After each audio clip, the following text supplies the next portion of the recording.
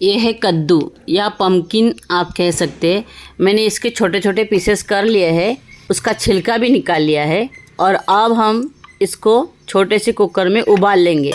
मतलब वो जो बर्तन है जिसमें मैंने वो कद्दू के पीसेस रखे हैं उसमें पानी नहीं डालना है आपको, सिर्फ कुकर में पानी रखना है। मीनवाइल मैं ये शक्कर बारीक कर लेती हूँ क्योंकि हमको शुगर पाउडर चाहिए।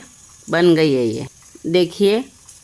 अब हमारा कुकर भी हो गया है, इसको मैं बंद कर देती हूँ और पूरा प्रेशर चला जाए तो इसको खोल लेते हैं। अभी हम इसको निकाल लेती हूँ बाहर। इसको चेक कर लो अच्छी तरह से सॉफ्ट हो गए हैं नहीं, अगर नहीं है तो फिर से कुकर में लगा दीजिए आप। लेकिन अब ये हो गए हैं। अब इसको हम कर लेते हैं मैश। आपको 3 सीटियाँ निकालनी है और फिर थोड़ी देर बारीक गैस में रखना है। इस तरह से उबालेंगे तो बार बार आपको कुकर में रखने की ज़रूरत नहीं पड़ेगी।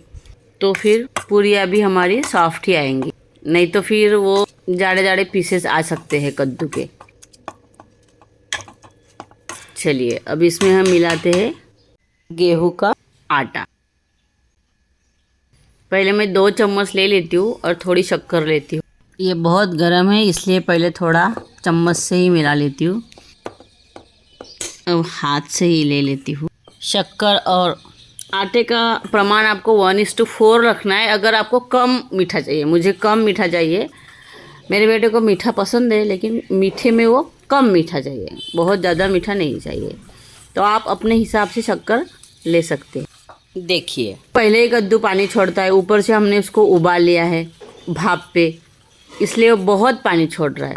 तो अब ये ढीला हो रहा है तो फिर हमको क्या करना पड़ेगा, इसमें और आटा ऐड करेंगे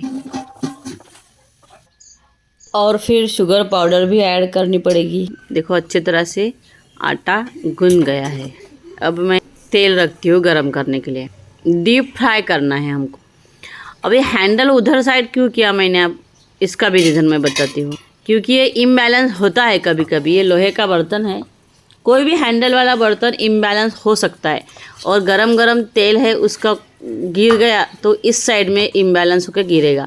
अगर उस साइड में उसका हैंडल रखेंगे हम तो अगर इम्बैलेंस हो भी गया तो वो उस साइड में गिरेगा, हमारी तरफ नहीं गिरेगा। देखिए अच्छी तरह से आटा अब हो गया है। इसकी बनाते हैं हम थोड़ी बड़ी बड़ी लोइयाँ बनाते हैं। देखिए अब हम कभी रोटियाँ बनाते हैं तो हम आटा यूज़ करते हैं।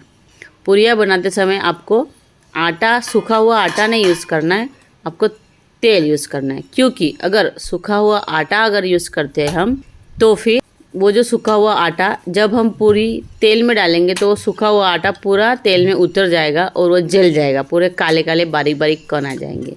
फिर जो पूरियाँ हम बनाएंगे उसके ऊपर वो सारे काले काले कण आ जाएंगे। इसीलिए हमको तेल यूज़ करना है, सूखा हुआ आटा नहीं। हाँ ये हो सकता है कि थोड़ा पूरी का आकार वगैरह ठीक सा ना आए, इसीलिए तो पूरी का जो आटा रहता है वो हमको थोड़ा टाइट गूंदना पड़ता है। ये 2 टिप्स समझ लीजिए आप। देखो ये मेरा तरीका है, मैं पूरी एक बड़ी सी रोटी बना लेती हूँ, कोई ढक्कन और फिर या कोई प्लेट से उसको पूरी का आकार दे देती हूँ। इससे जल्दी भी होता है और अच्छी तरह से भी आ जाता है गोल गोल। तेल भी अच्छी तरह से गर्म हो गया है, हम इसको डीप फ्राई कर लेते हैं।